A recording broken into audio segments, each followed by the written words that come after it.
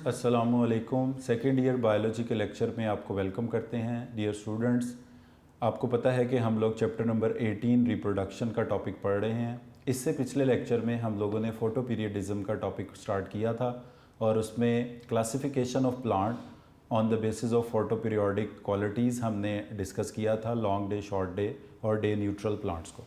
Dear student, इसी topic का जो दूसरा हिस्सा है आज हम वो डिस्कस करने जा रहे हैं, the role of phytochromes in photoperiodism. के फोटोपीरियडिज्म में रोल ऑफ फाइटोक्रोम्स क्या होता है या फोटोपीरियडिज्म का मैकेनिज्म क्या है। प्लांट में ऐसा कौन सा क्लॉक है जो उनको बताता है कि लाइट का ड्यूरेशन कम हो गया है, लाइट का ड्यूरेशन ज़्यादा हो गया है। तो फोटोपीरियडिज्म को कंट्रोल करने वाला जो पिगमेंट है उसका नाम है फाइटोक्रोम।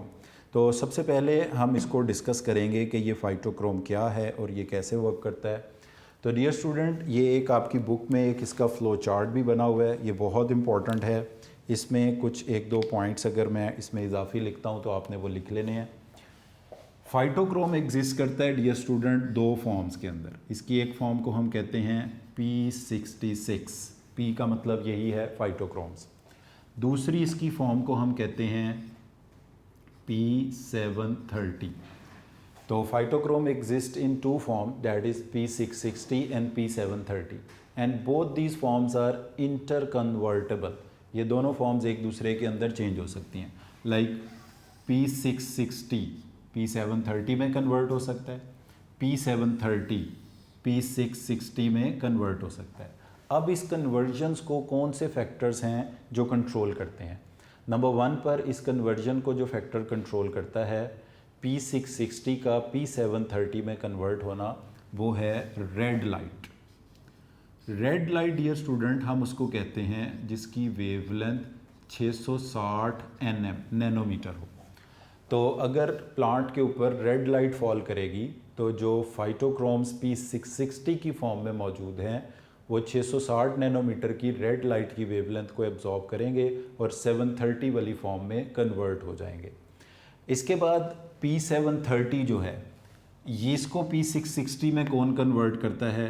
होती तो ये भी रेड लाइट है मगर ये रेड लाइट की अपर वेवलेंथ होती है, इसलिए हम इसे बोलते हैं फार रेड लाइट, और ये वेवलेंथ होती है 730 नैनोमीटर।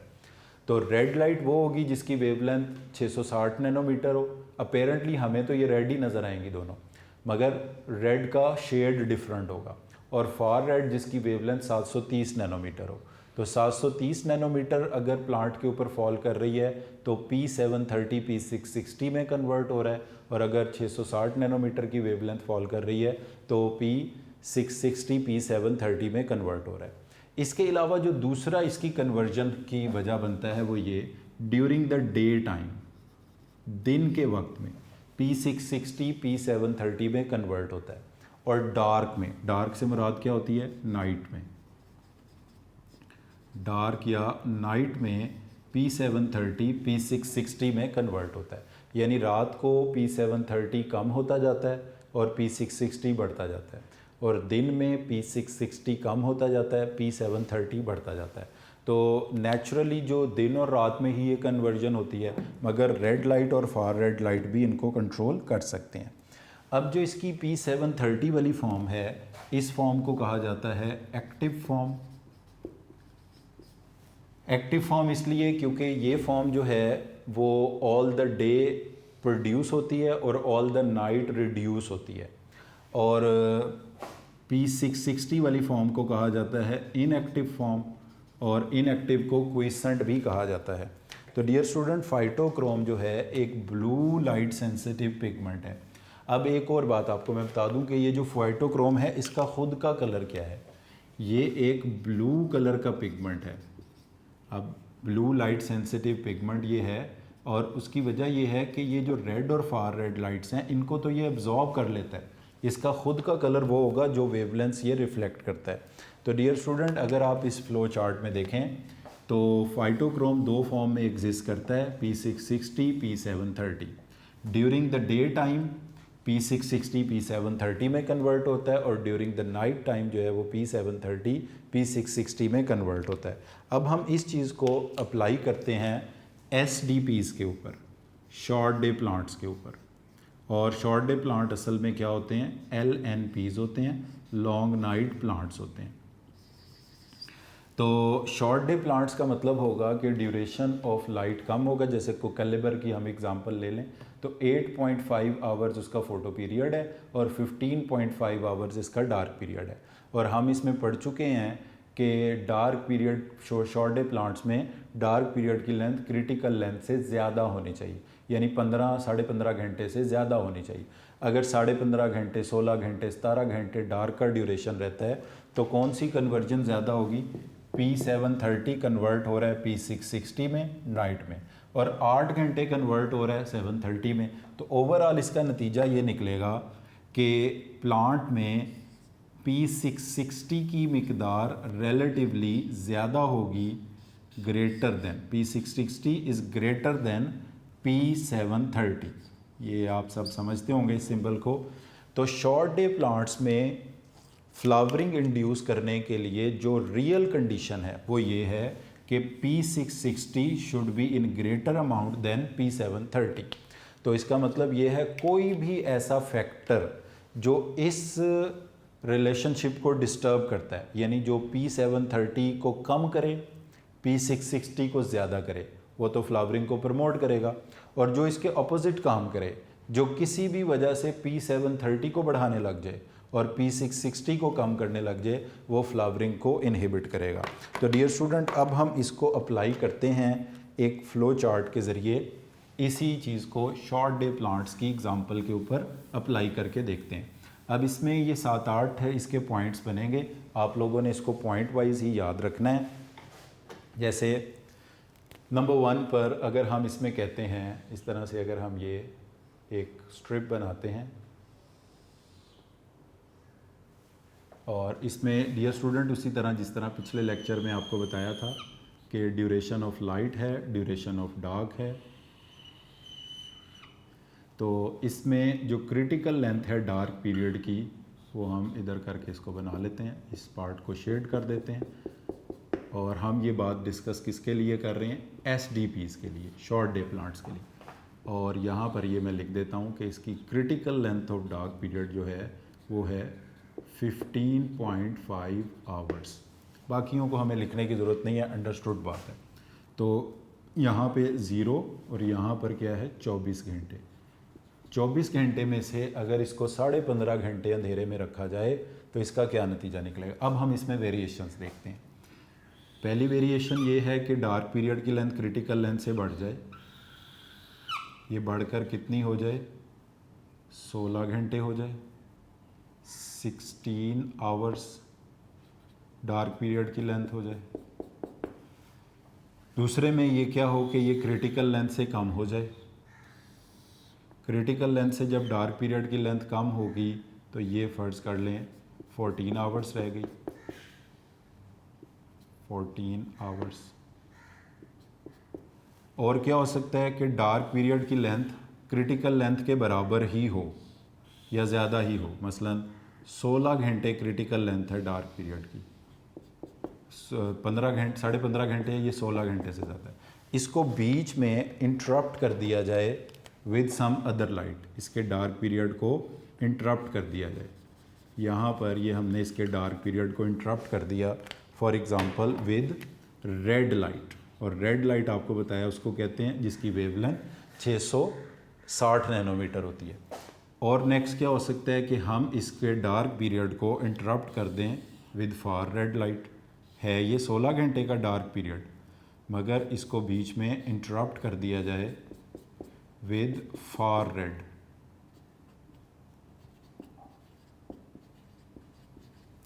फिर और क्या हो सकता है कि इसके डार्क पीरियड को इंटरप्ट कर दिया जाए, 16 घंटे का ही हो डार्क पीरियड, मगर इसको इंटरप्ट कर दिया जाए विद वाइट लाइट, सफ़ेद रोशनी से। जैसे यहाँ पर हम इसके डार्क पीरियड को इंटरप्ट करते हैं विद फार रेड और यहाँ पर हमने इसके डार्क पीरियड को इंटरप्ट कर दिया विद वाइट लाइट। या इसके अलावा क्या हो सकता है, आखिरी चीज़ जो है वो ये कि ऑल्टरनेटली इसके डार्क पीरियड को इंटरप्ट किया गया है और इसके डार्क पीरियड को इंटरप्ट किया गया कैसे है, ये हम एरो इधर लेते हैं, रेड लाइट से, फार रेड लाइट से और फिर रेड लाइट से, इस तरह से ऑल्टरनेटली। यानी एक स्ट्रिप रेड लाइट की है, एक स्ट्रिप ये रेड लाइट के लिए ग्रीन कलर, फिर फार रेड लाइट इसके ऊपर डाली और लास्ट में फिर इसके ऊपर रेड लाइट डाली। अब इन चीज़ों को हम देखते हैं कि इनका कंक्लूजन क्या निकलेगा। डियर स्टूडेंट्स, ये शॉर्ट डे प्लांट्स के लिए बात हो रही है और जिनके फ्लावर्स प्रोड्यूस करने के लिए कंडीशन ये है कि they should have P660 in more amount than P730। तो जो कंडीशन इस चीज़ को सेटिस्फाई करेगी वो फ्लावरिंग इंड्यूस करेगी, और जो इसको डिस्टर्ब करेगी इस रिलेशनशिप को, वो फ्लावरिंग को इनहिबिट करेगी। तो डियर स्टूडेंट, अगर 15.5 घंटे अंधेरा रहता है तो obviously P660 will be in greater amount than P730। तो इसका नतीजा क्या निकलेगा, F का मतलब है फ्लावरिंग होगी। यानी शॉर्ट डे प्लांट्स में अगर डार्क पीरियड की लेंथ क्रिटिकल लेंथ के बराबर है तो फ्लावरिंग होगी। आपने इसको पॉइंट वाइज ही लिखना है, ये पहला पॉइंट होगा आपका कि शॉर्ट डे प्लांट्स में 15.5 घंटे या डार्क पीरियड की लेंथ क्रिटिकल लेंथ के बराबर है तो इसका रिजल्ट फ्लावरिंग होगा। उसकी वजह ये होगी कि डार्क पीरियड की लेंथ क्रिटिकल लेंथ के बराबर हो तो P660 P730 से ज़्यादा रहता है। अगर ये बढ़ जाए तब भी यही रिलेशनशिप होगा, P660 ज़्यादा और P730 कम रहेगा, तो इसका नतीजा भी क्या होगा, फ्लावरिंग। अगर ये लेंथ कम हो जाए तो अब ये जो रेशो है ये डिस्टर्ब हो जाएगी, P660 P730 से ज़्यादा नहीं रह पाएगा, और जो चीज़ इस रिलेशनशिप को डिस्टर्ब करेगी वो फ्लावरिंग को भी इनहिबिट करेगी, वेजिटेटिव। अब अगर इसकी डार्क पीरियड की लेंथ 16 घंटे है मगर उसको बीच में चंद घंटों के लिए रेड लाइट से एक्सपोज कर दिया गया। अब रेड लाइट क्या करती है, रेड लाइट हमने देखा है यहाँ पे 660 को 730 में कन्वर्ट करती है, इसका मतलब है इस रिलेशनशिप को डिस्टर्ब कर देगी, तो इसका नतीजा होगा वेजिटेटिव। या आप इसको अदर वर्ड्स याद रख लें कि red light short day plants में फ्लावरिंग को इनहिबिट करती है। लास्ट लेक्चर के एंड में भी हमने यही बात की थी कि red light short day plants में फ्लावरिंग को इनहिबिट करती है। अब अगर इसको फार रेड लाइट से एक्सपोज किया जाए P660 P730, तो फार रेड लाइट तो यही काम करती है, P660 को बढ़ाती है 730 को कम, तो इसका नतीजा होगा F का मतलब है फ्लावरिंग। और अगर इसको वाइट लाइट से इंटरप्ट कर दिया जाए, वाइट लाइट किसके तौर पे काम करती है, डे लाइट के तौर पे, रेड लाइट की तरह ही बिहेव करती है, यानी जो दिन का टाइम जिस तरह होता है, तो इसमें भी कौन सी कन्वर्जन बढ़ जाएगी, P660 जो है P730 का रिलेशनशिप डिस्टर्ब हो जाएगा, तो इसका नतीजा भी क्या निकलेगा, V। अच्छा, अब हम ये देखते हैं कि ऑल्टरनेटली अगर इसके ऊपर कोई रेड लाइट, फार रेड लाइट, वाइट लाइट किसी भी सीक्वेंस में डाली जाती है तो इसका रूल ये देखा जाएगा कि लास्ट एक्सपोजर किसका है। अब इस एग्जांपल में लास्ट एक्सपोजर है रेड लाइट का, तो जो रेड लाइट इन्फ्लुएंस करती है वही नतीजा निकलेगा। रेड लाइट फ्लावरिंग को इनहिबिट करती है, इट विल रिमेन वेजिटेटिव। तो डियर स्टूडेंट्स, ये 7 पॉइंट्स बनते हैं, आप इसको ऐसे ही याद रखेंगे। पहला पॉइंट क्या है कि अगर शॉर्ट डे प्लांट्स में डार्क पीरियड की लेंथ क्रिटिकल लेंथ के बराबर होती है तो इसके नतीजे में P660 ज़्यादा और P730 कम होगा और फ्लावरिंग इंड्यूस्ड होगी। दूसरा पॉइंट, अगर डार्क पीरियड की लेंथ क्रिटिकल लेंथ से बढ़ जाती है तब भी P660 की अमाउंट ज़्यादा, P730 की कम होगी, फ्लावरिंग इंड्यूस होगी। तीसरा पॉइंट ये है कि अगर डार्क पीरियड की लेंथ क्रिटिकल लेंथ से कम हो जाती है तो P660 ज़्यादा और P730 कम वाली रेशो डिस्टर्ब हो जाएगी, जिसके नतीजे में फ्लावरिंग इनहिबिट हो जाएगी, इट विल रिमेन वेजिटेटिव, यानी इसमें रूट स्टेम लीफ होंगे, फ्लावर्स नहीं आएंगे। और फिर अगर डार्क पीरियड की लेंथ होती क्रिटिकल लेंथ से ज़्यादा है, इसको इंटरप्ट कर दिया जाता है रेड लाइट से, ये भी P660 P730 के रिलेशनशिप को डिस्टर्ब करेगा, it will become vegetative. In conclusion हम इसको क्या कहेंगे, in short day plants red light inhibits flowering. फिर इसी तरह रेड लाइट के अपोजिट काम करती है फार रेड, तो शॉर्ट डे प्लांट्स में फार रेड लाइट फ्लावरिंग को प्रमोट करती है, वाइट लाइट उसी तरह काम करती है जैसे रेड लाइट होती है। और अगर आप ऑल्टरनेटली रेड लाइट फार कोई भी सीक्वेंस बना लें तो इसमें यह देखा जाएगा कि लास्ट एक्सपोजर किसका है। लास्ट एक्सपोजर अगर रेड लाइट का होगा तो इट विल बी वेजिटेटिव, और अगर लास्ट एक्सपोजर फार रेड लाइट का होता तो ये फ्लावरिंग हो जाता। डियर स्टूडेंट, ये चीज़ें हमने सारी लिखी हैं शॉर्ट डे प्लांट्स के लिए। अगर इसी बात को आप अप्लाई करते हैं लॉन्ग डे प्लांट्स के लिए तो उसमें आपको ये रिलेशनशिप क्या बनेगा, रिलेशनशिप ये बनेगा फॉर लॉन्ग डे प्लांट्स या शॉर्ट नाइट प्लांट्स। अब अगर लॉन्ग डेज़ हैं यानी दिन का इंटरवल जो है वो 13-14 घंटे का है और रात का इंटरवल जो है 10-11 घंटे का है, तो इसका मतलब है रात जो है वो कम रहती है तो P660 कम बनेगा और दिन ज़्यादा रहता है तो P730। अब कंडीशन ये होगी कि P730 ज़्यादा रहेगा, P660 कम रहेगा।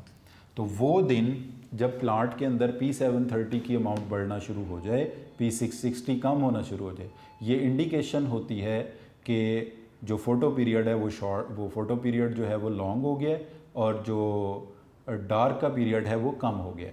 और ये कंडीशन अगर सेटिस्फाइड रहती है तो ये फ्लावरिंग को प्रमोट कर सकती है इन लॉन्ग डे प्लांट्स। अब यही सारी चीज़ें अगर हम लॉन्ग डे प्लांट्स के ऊपर अप्लाई करें, जिसकी आप एग्जांपल में हेनबेन हायोसाइमस नाइगर को ले सकते हैं, तो इसी तरह ये पॉइंट्स हम इसके लिए बनाएंगे।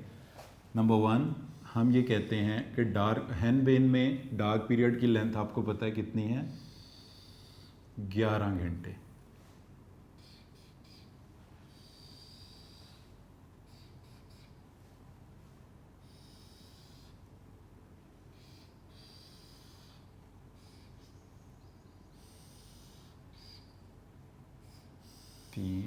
इसमें भी इसी तरह आपने 7 पॉइंट्स बना लेने हैं। 4 हो गए,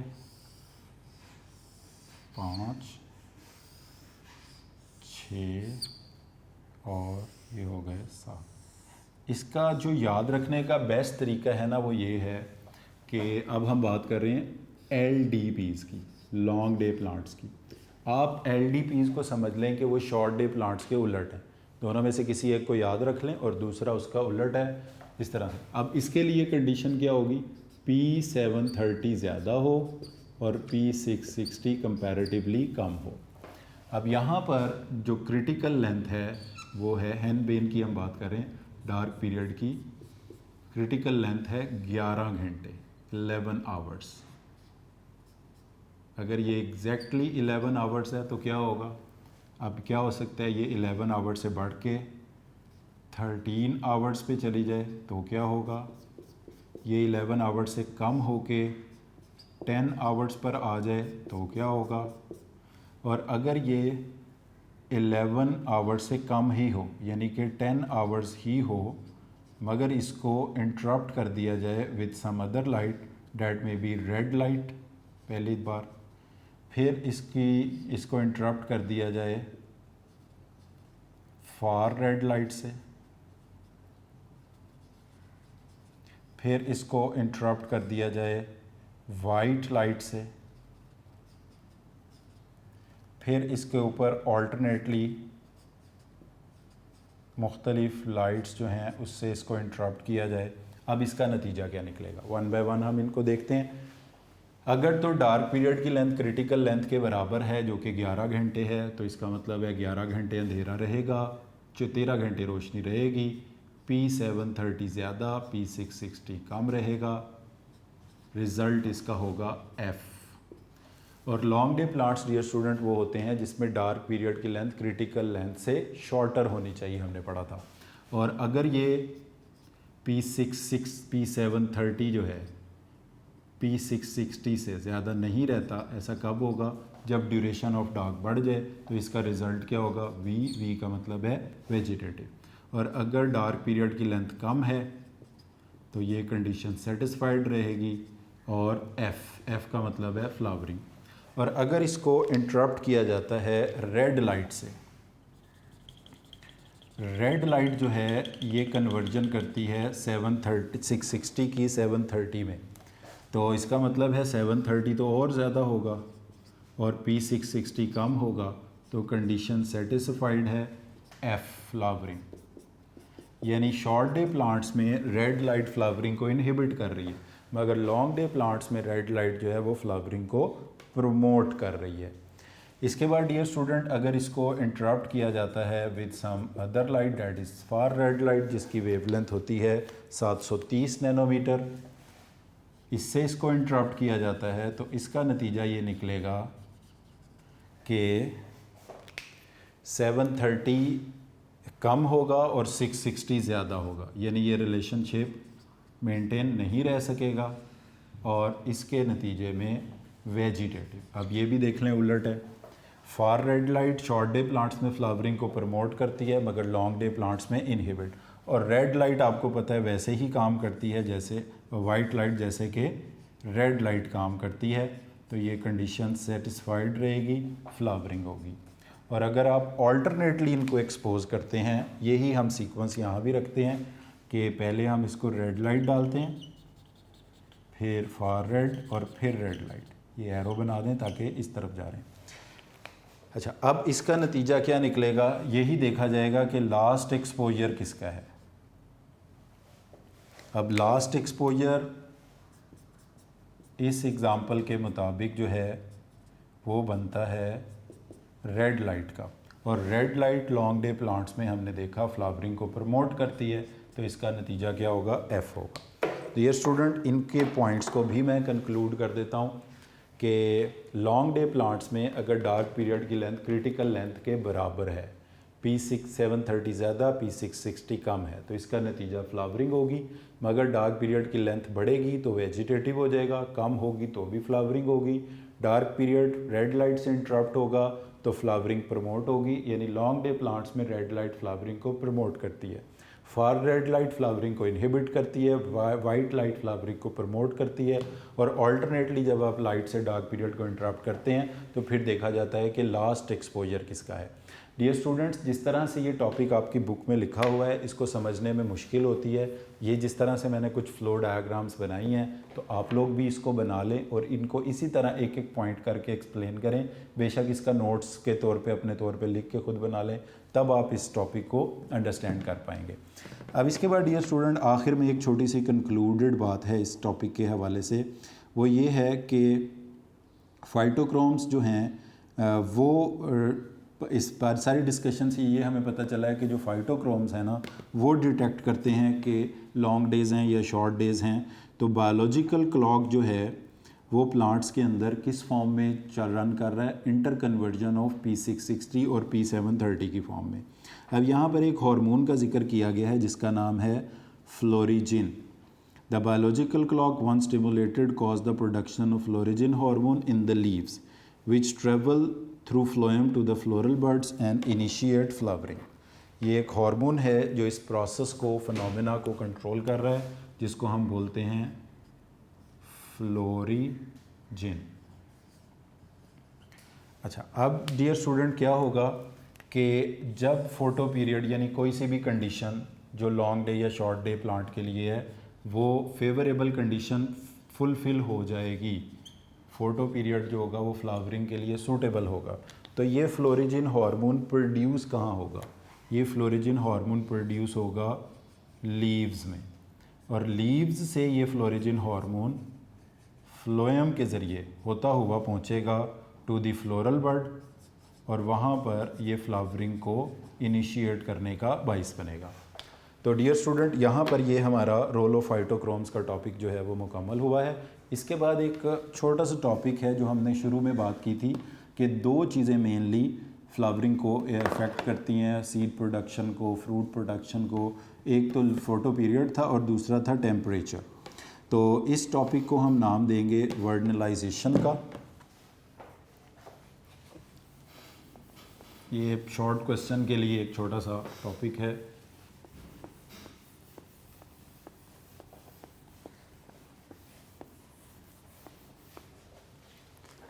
वर्नलाइजेशन,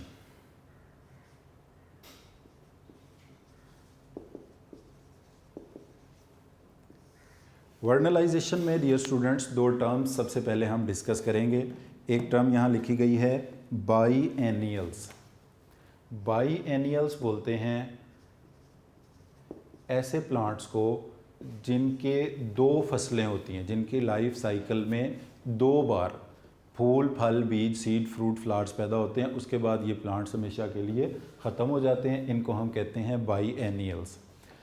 उसके बाद यानी जिनकी लाइफ में 2 ग्रोइंग सीजन होते हैं। और पेरेनियल्स, पेरेनियल्स बोलते हैं ऐसे प्लांट्स को जिनकी लाइफ के अंदर मैनी ग्रोइंग सीजन्स होते हैं, जिनको हम सदाबहार पौधे बोलते हैं। जैसे आपने देखा होगा कि बाग के जो है ना, ये आमों के बाग होते हैं, अमरूद के बाग होते हैं। अब उधर एक दफ़ा वो पौधा लग गया, हर साल जब उसका सीज़न आएगा तो वो फूल, फल, बीज पैदा करेगा। तो ऐसे पौधों को हम कहते हैं पेरेनियल्स। जिनके इस तरह के 2 ग्रोइंग सीजन होते हैं उन्हें कहते हैं बाईएनियल्स। अब कुछ पेरेनियल्स प्लांट में और कुछ बाईएनियल प्लांट्स में stimulus of low temperature, stimulus of low temperature is required to give flowering. इस फिनोमेना को हम नाम देते हैं वर्नलाइजेशन का। तो in biennials and perennial plants are stimulated to flower for the exposure of low temperature. This phenomena is called vernalization. अच्छा, अब ये जो लो टेम्परेचर का इनका स्टिमुलस होता है, it is received by the shoot apex of mature stem और embryo of the seed, but not by the leaves like in photoperiod. ये जो लो टेम्परेचर का स्टिमुलस है, जो फोटो पीरियड का स्टिमुलस था, हमने देखा it is received by the leaves, कि लीव्स ने ये फ्लोरिजिन हार्मोन पैदा किया। बट लो टेम्परेचर का स्टिमुलस जो है, it is received by apex of mature stem और by the embryo of the seed, not by the leaves. अब ये इसके लिए कितना टेम्परेचर होना चाहिए और कितने ड्यूरेशन के लिए होना चाहिए? तो कुछ प्लांट के लिए तो ये चिलिंग तक बहुत लो टेम्परेचर चाहिए। Duration of low temperature, that is the chilling treatment, is varied from 4 days to 3 months। ये लो टेम्परेचर कुछ पौधों में कितने वक्त के लिए चाहिए? फ्रॉम 4 days to 3 months तक ये लो टेम्परेचर रहेगा। किसी में 4 दिन के लिए, किसी में इससे ज़्यादा 10, 20, 25, इवन कुछ पौधों में 3-3 माह के लिए ये चिलिंग ट्रीटमेंट होगा, तो वो फ्लावर्स इंड्यूस करेंगे। और ये टेम्परेचर किसके अराउंड होता है? The temperature is around 4 degree Celsius और लेस, 4 डिग्री सेल्सियस या इससे कम टेम्परेचर रहना चाहिए। अच्छा, अब इसमें क्या होता है कि इस प्रोसेस को जो हार्मोन कंट्रोल करता है, उस हार्मोन को हम नाम देते हैं वर्नलिन का।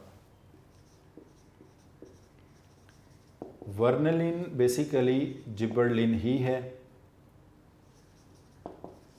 तो डियर स्टूडेंट, वर्नलाइजेशन को हम डिफाइन कैसे करेंगे? इन सम बाईएनियल्स प्लांट्स और perennial plant, stimulus of low temperature that is about 4 degree Celsius is required for about 4 days to 3 months to give flowering. This phenomena is known as vernalization. Here the stimulus of low temperature is received by the shoot apex, mature shoot apex, and the embryo of the seed, but not by the leaves. While the stimulus of photoperiod is received by the leaves because florigin is produced in the leaves. And this process of vernalization is controlled by a hormone which is known as vernalin. It chemically resembles to the gibberellin.